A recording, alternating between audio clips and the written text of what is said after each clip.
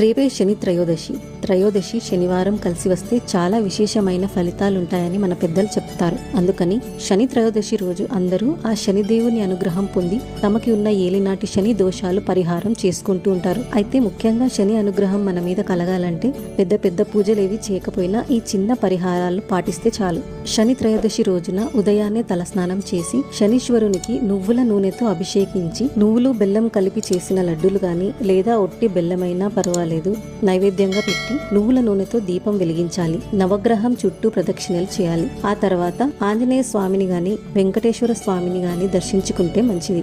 పూజ పూర్తయ్యాక శనిదేవునికి పెట్టిన బెల్లాన్ని ప్రసాదంలా స్వీకరించాలి.